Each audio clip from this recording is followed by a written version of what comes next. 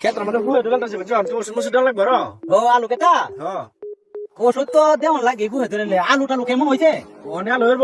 আলো হইছে না আচ্ছা তুই সেখানটা গাছ তুলা দে এটা দাও আমি কিটা দেখলাম বুঝতে পেলাম এরকম। আচ্ছা ভাই হ্যাঁ এই অত বড় আলুকে তেমনি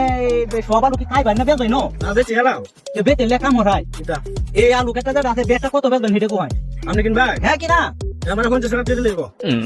50,000 বেশি হয়ে না আরে না আমাকে তো আলো অনেক ঠিক আছে আচ্ছা ঠিক আছে আপনার আমি 50,000 টাকা দেন বাদে যেটা যেটা ওষুধ তাতে দেওয়ান লাগলো আমি তেমন হ্যাঁ দিবেন হ্যাঁ আচ্ছা রাখেন এই ধরেন আমি 50,000 টাকা লয়ে দিয়েছিলাম আমার এখন একটা কাজ আছে ঠিক আছে এটা আমি লয়ে দিলাম আমার আলু ক্ষেতের মালিক কিন্তু কাজকে থেকে আমি হ্যাঁ আচ্ছা আচ্ছা ঠিক আছে আলু ক্ষেত জীবন ভরা আলু